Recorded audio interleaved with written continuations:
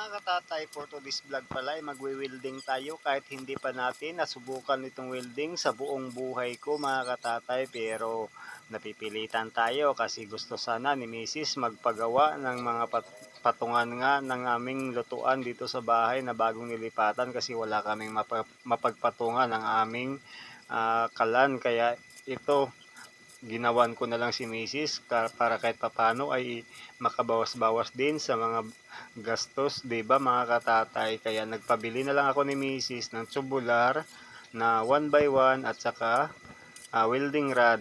Yun na lang ang pinabili ko kay Mrs. mga katatay kasi nilakasan ko na lang yung loob ko at subukan ko talaga mag-welding kung ano ba talaga ang sitwasyon sa pag-welding at kung papaano ba to nila ginagawa sa mga welder dyan. Kaya sana naman wag niyong ibabas ang video na to sa mga marunong nang mag-welding dyan kasi ako po talaga ay first time ko lang po talaga ngayon nagwi-welding.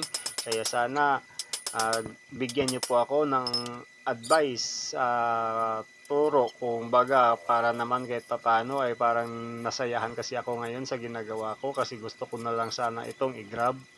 At ito nga mga katatay, kahit papano, kahit first time natin magwi-welding mga katatay, at ito nagawa din naman natin ng tama pero hindi talaga natin maiwasan na panaydikit yung welding rod sa bakal mga katatay kasi hindi natin masyadong control yung ating kamay, gawa ng yung kamay din natin ay medyo malikot.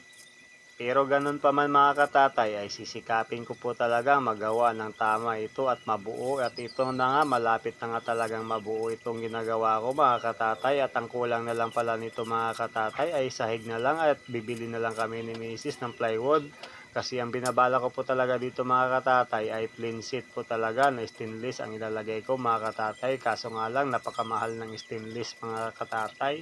Pero kung may sapat naman na budget si Mrs. para dito sa pangsahig na stainless mga katatay, ay yun na lang po talaga ang ilalagay ko dito mga katatay kasi yun po talaga ay napakagandang tingnan naman talaga pag yun ang nailagay ko dito sa ginagawa ko.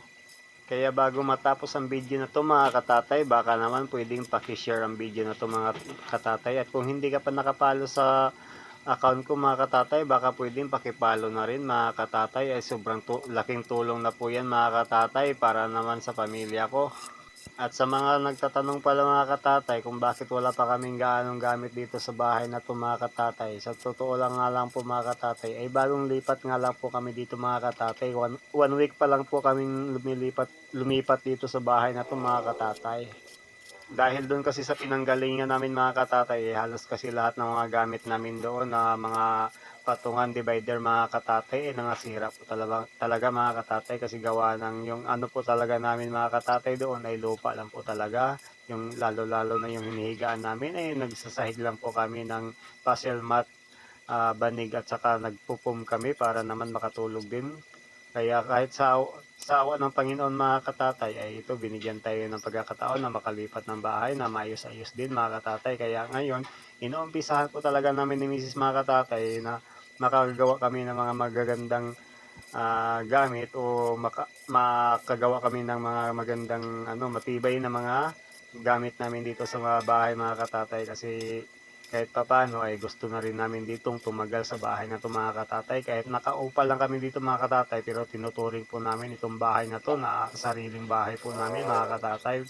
Kaya hindi po talaga magsisisi yung may-ari nitong bahay ng aming natirahan mga katatay. Kaya kung nakaabot ka sa part ng video na to mga katatay, baka pwedeng pakishare naman ang video na to, at huwag kalimutan pakipalo na rin mga katatay. Maraming salamat, bye bye!